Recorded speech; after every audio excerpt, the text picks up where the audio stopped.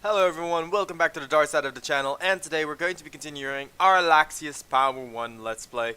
Now, last time we saw that we just finished up the Chandlerless Church main quest, but now we're actually going to go back and we're going to explore the rest of the church, because as we saw at the end, that was far from everything. So let's go back and let's see what exactly we did not yet see in this amazing church. Now, we did beat the werewolf, we did beat... Why is that chest unopened? That's weird. I don't actually remember missing a chest here, but apparently we did. So let's go and let's open up that chest, because apparently it's not opened yet. Is that what, a mimic that like respawned or something? Oh yeah, that's going to be a mimic that respawned, I'm pretty sure of it. Yeah, okay.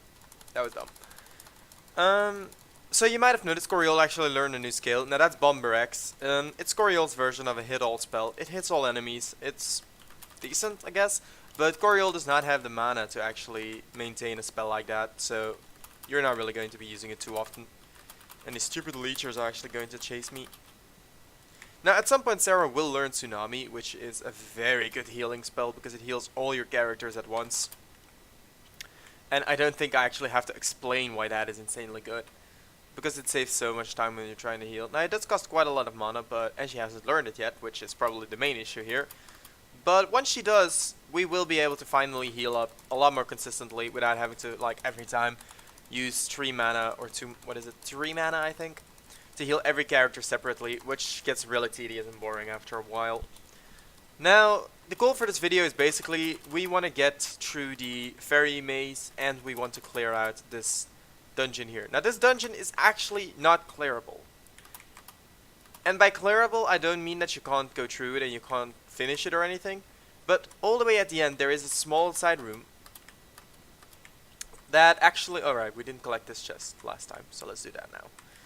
All the way near the end... Oh, purple robe. Huh. Oh, nice. All the way near the end there is actually a small room which requires you to be about level 37 to clear viably, and then if you go into the final room you'll actually destroy it.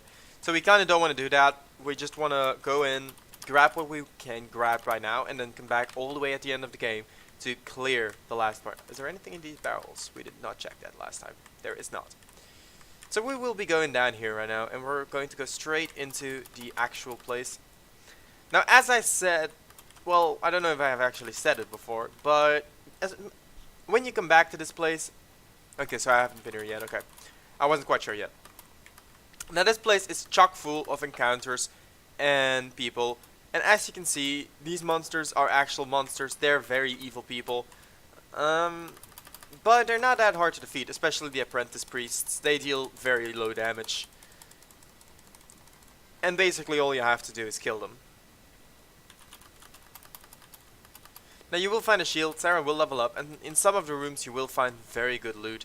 So you know, it's definitely worth going around. Now here you have to be careful. The High Priest is actually a very powerful character. He can deal very high damaging spells to you if you don't kill him right away or numb him right away. And then the Fire Tempest will also hit and will be killing a lot of these characters straight away. Now, luckily enough, we are able to deal as much damage as we possibly can. And these priests will fall rather quickly. That is one of the good things about this dungeon. These monsters are kind of resilient, but they do drop so much gold. This one dropped 700. This fight dropped us 700 gold. So, you know. Now in this room you kind of... Oh, wow. The dogs are also really dangerous because they can use a spell that actually deals so ridiculously much damage. So be really careful of the dogs. If they use Dark Wave, you're likely going to be losing a character straight away. You really don't want that, obviously, so we're going to be careful around the dogs too. Now, a notable thing is, if you use a spell and it misses, it might actually still use its secondary effect on the character. Now, we find a Dark Priest Rod, which means Luciana's strength is going to go up a lot. But yeah, as I was saying, it's not because your spell misses that you don't actually get the effect. You can actually get the effect without the spell hitting. In this case, like Fire Tempest blinds, then the blind roll is separate from the actual spell. So even if you miss the spell, you can still actually get that blind. Which is nice, is a bit dumb. It's, yeah, it kind of depends on your stance on it, but I think it's neat. It's a reward even if you miss. Okay, so these crates, one of them contains 1,210 gold, and that's about it. So now, you want to heal up before going through end doors or anything in this, because you will be ambushed after almost every single door. So be careful about that. Just use Sylph's Fog and Fire Tempest to get through it. Numb what you can, because these things deal a lot of damage if they hit. Usually they will attempt to hit you twice, which is the main issue here, because hitting twice does a lot of damage no matter who you are, where you are, or what you are. So we're going to try and avoid that, and we're just going to use Fire Tempest to kill and win the fight. Now, as you notice, we're not getting nearly as much gold from these fights as we are getting from the old fights. That's because it's the novice priests that actually give you that much gold. Now we find 2 phoenix feathers, which is really good, and we find a wolf helmet. Now the wolf helmet is very good. It boosts your defense and speed, and random really does need that speed boost. And then we can give Goriel like the leather hat. Now Luciana is going to come point out that there is an inscription here, and it's going to be an old language used by necromancers apparently. And here she's going to read, "Our magnificent lord, the great commander," which appears to be a name, is the leader of the Dark Order army. The 7 temples of the Dark Order will have to gather the board's forces and get prepared to welcome and unite with the demons. So here the demons are mentioned. So keep in mind, as I said, the demons that are being mentioned are not like the regular kind of demons. They are a different kind of demon, a true demon. And true demons are basically these very immortal creatures. Well, not immortal, but nary immortal creatures that are super hard to kill. And if let loose on the world, according to this game's lore, they could very easily just destroy all life. That is kind of the idea of true demons. Because it's not really well explained, and you're kind of supposed to just know this. Well, that's what it's all about, and that is why there is such an urgency in trying to stop these demons, obviously. Okay, so down here we're going to see a little extra room. Now this room does not contain much. Down there. We actually surprised him, so I'm just going to... Oh, I misclicked there. So this room does not contain anything. Now there is a pot here and a broken lamp here, but those don't do anything either. This is a small bedroom. You can't actually sleep here, so there's no point. Another small bedroom. This chest contains a lip shield, which for Luciana is very good. And then you have 2 choices. You could try to go down here, but that's actually blocked off, so it's up here. Now these orcs want to capture Sarah, but then suddenly they're not orcs. Suddenly they're a different kind of troops. So that's kind of weird, but whatever, you know. So you always want to kill the High Priest first in this kind of situation, simply because the High Priest is the most dangerous character, because he has good spells. The P-Flare that these priests can actually cast is not that powerful. Definitely not powerful enough to be scary. And the Dark Priest dies, and we get another 756 gold. So that was kind of my point earlier. You get so much gold from this place. We're already at 14k gold. 14k. Now you want to check this, because there's lots and lots of food here, and by lots we mean like 36 bread, 8 sandwiches or something, and 14 express food. That's lots apparently. Now, down here is the library, and they're actually going to try and protect the library as well as they can.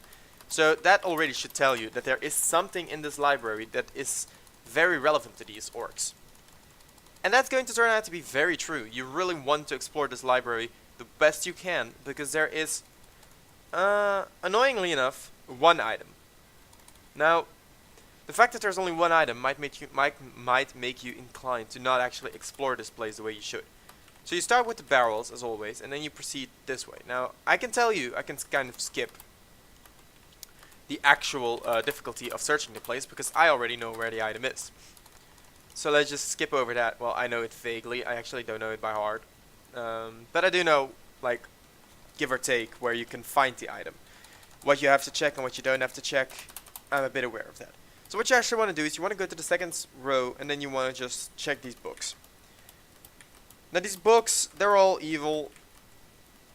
And then when you get to that one, Luciana is actually going to say, no, it's not true. This one is actually a very relevant scroll, and she's going to give us a scroll. So the scroll is going to be Lord of the Chasm, which is a very powerful spell. It is a very nice spell to have. Now don't forget to check this barrel here, because it has 2 Black Order rings. What did these rings do? They actually increase strength in exchange for almost everything else. But as you can see, random can equip them. Sarah can, but that will just boost her strength by like 10, which is not worth it. So honestly, these rings are just good fodder to sell off. So these torches smell weird, apparently. Now, this is kind of the place what I was talking about. If you go up there, into the stairs, you will be attacked by a creature that you cannot beat. Trust me on this, you can't win against it. There is no way you will beat it. Now, as you might have noticed, this place actually gives you an egress certificate. Now, what is an egress certificate? Unlike normal egress, it's actually just an item that lets you get away, like an escape rope in Pokemon. They give you this because they know that sometimes random just won't have their MP, or random might be dead. And then you really need an egress certificate to get out of there. Now, you might think, well, what if random just isn't in the party, but that is actually impossible. Random has to be in the party for this game. Now, there's one more area which is in here, and they're going to attack once more. Again, 3 Ogres Maximus. They're not really a threat at this point. Like, once you kind of figure out how to deal with them, they really aren't a threat, especially if you just use Sylph's Fog, like we've been doing for this entire game. Use Sylph's Fog, they'll get numbed, hopefully, or they get blinded by Fire Tempest, and then you just hack and slash your way through them. So this dungeon, honestly, is more about how much time you're willing to put in, because if you keep grinding here, you can get so ridiculously much gold from the priests that you might encounter randomly. Now you might also want to check the books. There we go. We found Phoenix 8 Tails. So I don't know what that book is. Phoenix 8 Tails. Let's see. Book. Learn Phoenix. Oh, wow. Wow. Learn Phoenix Shine. That is amazing. That teaches... Does that teach you a revival spell? Oh, wow. Wow. Luciana actually knows how to revive now, and Sarah is going to learn it naturally in a bit. So we're actually going to have 2 characters that can revive with spells. That is really relevant. And then the second book is right here. The Lord of Chasm, which teaches Dark Wave. Now, I'm not going to use this yet, because I'm not really sure who needs the spell and who doesn't, because we don't know who learns what yet. Now, as I said, the small doorway on the right will end the dungeon and will destroy the dungeon, which means if you ever want to come back here, don't go in there. And then down to the left is an enemy that we really cannot beat yet. So we're just going to egress out, which means this dungeon is not yet complete. But for the sake of this video, we're going to treat it as complete, and we're going to continue on our journey. And then comes the second part of the journey, which is actually the most difficult part. Not because it's difficult, but because it's lucky. And by lucky, I do definitely mean you need luck to be able to complete it. We are going to enter the Fairy Maze. Now the Fairy Maze is a maze. As you can see, it's an entire maze, and these fairies that are everywhere, you can talk to them, and they will give you some kind of hint. So the exit is to the south. Thanks. Like we didn't know that one. But that is actually not the difficult part. The difficult part is that everywhere on this map are small patches of poisoned grass. And this poisoned grass will poison you, will poison everyone in your party, so that sucks. Now how are you supposed to get through here? That is actually quite simple. You are supposed to be finding a specific fairy. Let me see if we can... So yeah, we are now all poisoned, and I only have 3 antidotes. So then you can decide to use Sarah's Fresh Wave to heal them all, but that really is not the valid strategy here. Now, you're going to encounter these giant spiders. They're not actually all that threatening, especially not if you just use Fire Tempest. And Sylph's Fog, obviously. Fire Tempest because, well, it's going to deal good damage. Now, these things don't deal good damage at all. So Fire Tempest really is just going to weaken them, blind them, and then you can just rush them, like always. So most of the fights in this forest are not that difficult if you spend your time actually leveling up inside the Chantreless dungeons. This fight really should not be all that difficult. Now this fairy, I think, is going to say you're in the maze hard. But there is one fairy that's very useful, namely this one. Because it's going to teleport you. And this teleport is completely random. And I think we just got the best... Yeah, we just got the best teleport. Wow. That is so lucky. Because this is actually the pearl. The pearl that guy asked us to find. And then this guy is going to teleport us back to the start. So, that is so incredibly lucky. Because normally you have to really try a couple of times before you can finally get to that pearl. I remember the last time I actually tried to do this. I had to do like 17 teleports to get there. And now we just did it instantly. So we can talk to this guy. We found the pearl.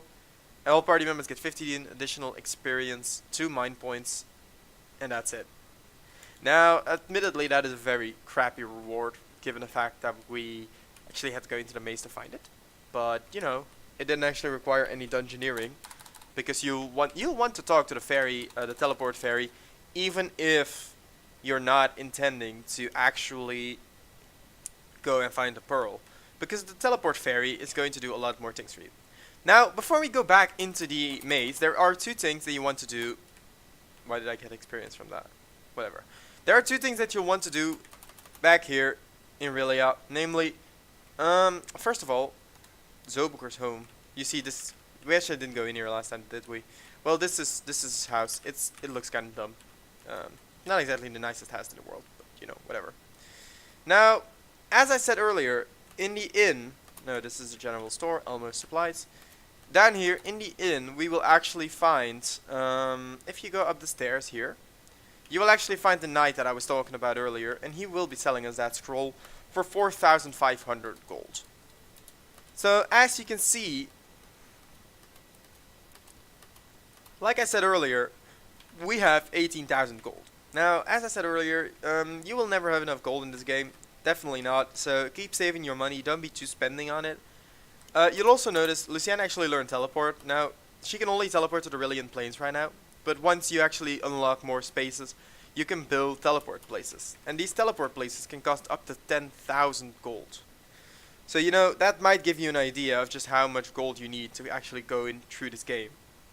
Now, the 10,000 gold is not really that difficult because, you know, these teleport spots are amazing. And now you see, Sarah actually learned Phoenix Shine right here. So now both my characters know Phoenix Shine, which is amazing because that means that they can actually revive each other. Now, we can go back in here and then we can try to find... Now, if you go this way, you should not be getting poisoned, I think. I'm not 100% sure, but I don't think you get poisoned if you go this way. Now, this is a Mr. Colossus, and Mr. Colossus might look very dangerous. He's not really that dangerous. Just hit him. Now, he takes a lot of damage before you eventually will die. So the most annoying thing about him is how long he lasts. Which, admittedly, is quite damn long. So, use B-Flare, or B-Freeze, or B-Blitz. Okay, apparently he died. That's a lot quicker than I thought he would die. But whatever. So if you go that way, you will not actually get poisoned. And we can talk to the fairy again. So the fairy will teleport us once again. And she just teleported us to where we just came from. So this will happen a lot. And that is what I meant earlier with... you can be very unlucky with these teleports. Now, there is another way, without teleports, to actually get to the end of the dungeon. And you might be wondering, okay, so why aren't you doing that one? That is because teleporting will get you to all the good spots. And teleporting will actually show you where you have to be in the dungeon at any time. Because there is a lot of things that you can miss in here, just because you didn't know it's even there. So we're gonna keep talking to the teleport fairy and hope she teleports us somewhere good. Yeah. So she can also teleport you there, which means you have to egress out, because there is no other way to actually leave this place. Now, just a side note, the rain does not actually do anything. So don't be scared of using Fire Tempest. It does not actually lower the damage of Fire Tempest or anything. This isn't Pokemon. Your spells will be dealing the same damage as always. So we will be dealing solid damage here. Okay, 71 damage. That's pretty good. And we will be killing these spiders. Now, you really do want to finish every fight you come across, especially because they do give 75 experience. It's not the most you can get, but it's definitely a good amount, especially for this stage of the game. Now, we're going to try to teleport fairy one more time, and after that, I think we're just... Okay, so we got to a decent spot right now. It's not too far from her. This is a selling guy, so this guy is going to sell a lot of stuff. Now, you don't want to buy too much from this guy, but you definitely want to buy his antidotes. Just buy all his antidotes. And then if you have money to waste, you can buy like a couple of these certificates just in case random ever dies. I bought 40 just because it's useful to have.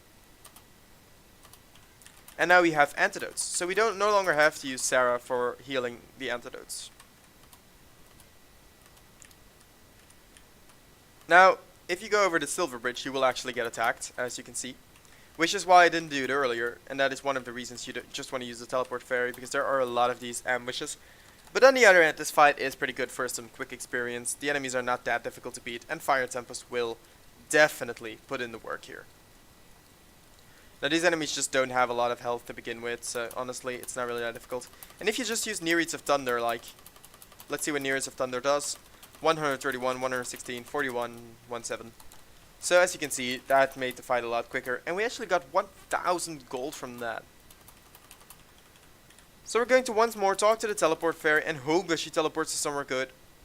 Okay, this is actually the crappiest place for her to teleport you, because you think this tree is actually... Oh no, yeah, I'm totally wrong. This tree is actually an illusion, meaning right now, that's it.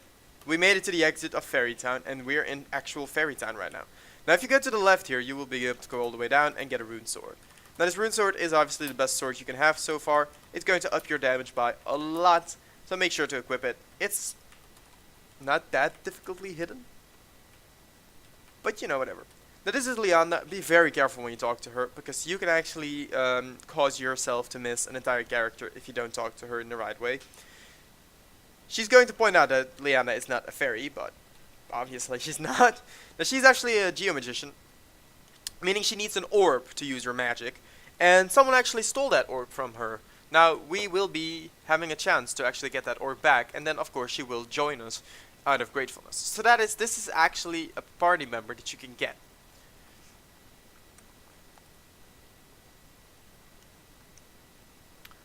Now, if you say no about her story, you know, she is actually going to say, okay, and she's never going to talk about it again.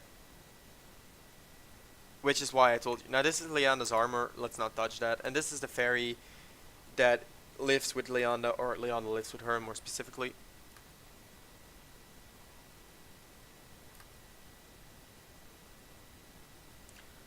Lost a rose during her escape. Alright, so there is a rose in the next dungeon that we have to go for the next main quest, and that rose is actually going to be apparently worth a lot to this fairy. So keep that in mind. Now this is the fairy in Mythical Falls. Now I don't know if you can actually save here. You cannot. I do know that the fairy save point, there's a fairy save point somewhere, but it doesn't really matter. Now, in here you can buy fairy sugar and fairy pepper, neither of which is all that interesting, so don't pay too much attention to this. She's going to welcome us, and then this is the fairy save point. Now if you talk to her, she will tell you... Oh, it's actually free. Okay, cool. Now this fairy right here is actually in the way, and you can ask her to teleport you all the way to Chantrellus, and then you will be able to go back all the way. So, that's good.